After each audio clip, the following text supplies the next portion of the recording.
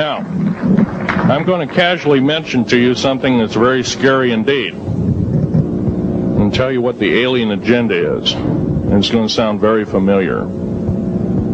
The alien agenda is the complete takeover of this planet, the killing off of 5, 6 to 7/8 of the world's population by the year 2029. U.S. military has known about this for 45 years. They've told no one. As far as I know, I'm the only person standing before a crowd talking about the alien agenda, secretively. Okay. Back in 1954, I'll give you a quick overview. There was the created 1954 treaty where Eisenhower signed a pact with the known alien species of the time. There were 3 at the time. And said that we're going to deal in high technology, but you can take a few head of cattle and a few human beings and you can experiment on them. It's unthinkable. It's stuff straight out of the Nazi death camps, and I'm kidding you not, it's plain BS, and it's got to stop. Now, the created 1954 treaty would have been violated. After the great firefight, the alien-human war, I am the only living survivor talking about it worldwide at all. Only one. The other 2 are in nursing homes in Canada, and the Canadian government refuses to allow any U.S. people, including myself, to talk to them because they are afraid of kidnap. Probably the reason I got shot to pieces and 11 attempts on my life is I am a direct threat to the entire system. The New World Order, the alien agenda is one and the same. It's world takeover and the decimation of the population of this planet. Now, I'm going to tell you something a little bit different about the alien species. The bad news ones, there are 9 races of alien populations. To look at a human being as a bag of food. They're not cannibals. They don't eat the flesh and the bones and all that kind of stuff.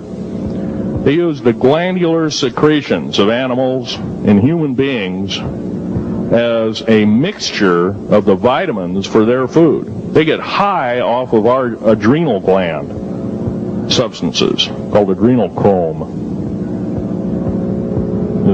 It's something like cocaine to them. Now, what can we do about it? Right now, if we do nothing, we can do nothing about it, and it will continue to go on. Basically, we'll be led in the dark, and you'll keep seeing more and more people disappear. Right now, there's 100,000 children totally unaccountable through FBI archives, cannot be traced anywhere. They haven't been murdered. Nobody's ever seen them. I think they're hauled underneath in some of these bases, and they are summarily done away with, and they are literally eaten. Now, that is a scary thing indeed. And I'm not asking you to believe me in toto. I am asking you to seriously do enough homework that you can go out in through the public record, through the congressional records, find out who's voting for what, and go from there. Do your own program. Do your own agenda, and do your own speaking out. And if enough of us do this, there is some saving grace. However, we don't have a whole heap of time left. Technological governments on this planet are raping the planet. We're going to run out of everything that we need. I'm going to pollute everything in sight in the better part of 20 years. Now, I know you've heard some poppycock stories. Oh, we're going to run out of coal. We're going to run out of gasoline. We're going to run out of this, that, and the other. And 25 and 30 years ago, you heard all this hogwash. Well, don't believe it. Basically, anything you read in a paper, you should take with a grain of salt. Start reading on what is missing out of the article. Ask yourself, what's missing in this article that I should know? Maybe that's the truth. Fill in the blank spots, so to speak. White copy is only one leg of the triangle. There are 2 other legs, 2 other pieces of the puzzle. What we have to do as a group of people, concerned people at that, and this group seems to be quite that, is we have to assert ourselves in a way that we've never thought possible. Now, I'm not asking you to do what I'm doing. I'm telling you, what I'm doing is very important. Every one of you is equally important.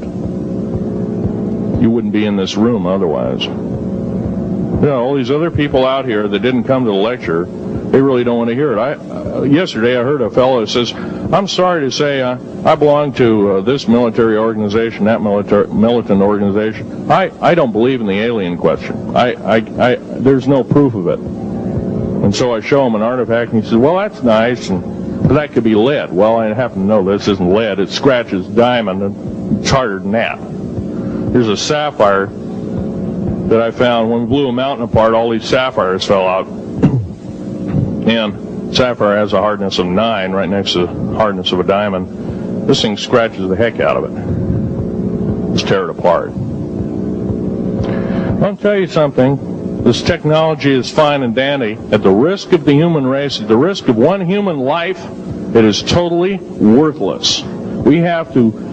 The one beautiful thing about the United States of America is we value a human person's life. The minute we lose it, we are dead meat. It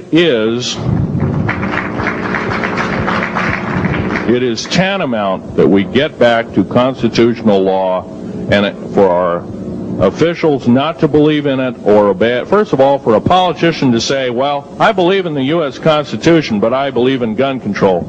You can't be a master of two houses. It don't work.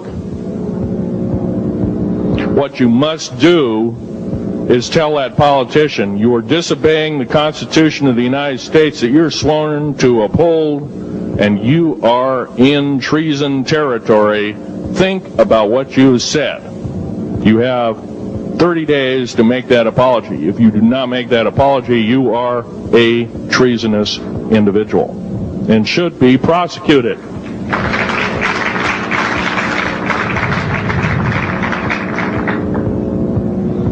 Now, there's a few other things I want to run by you, and they're kind of in rapid-fire order. Area 51 is only one base, one of the 131 bases. Of these 131 bases, I call Area 51 a mega base. It's got more than one base in it. It's Tonopah Test Range, Area 51, S2, S4, Groom Lake, and a host of others. Now, these mega bases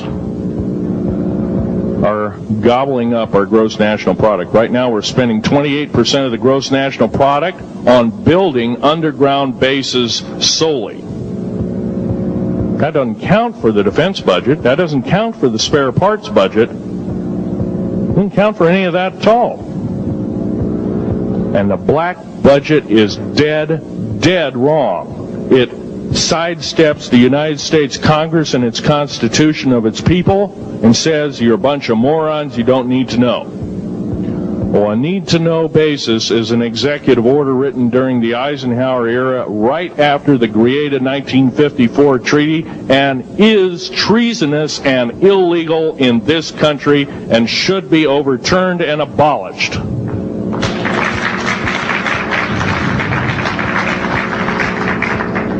Now, I believe in military preparedness. I believe in military secrecy to some extent. Because there's always going to be spies out there, and there are always going to be people that want your hunk of territory, your house, or your ground, maybe even a country like that.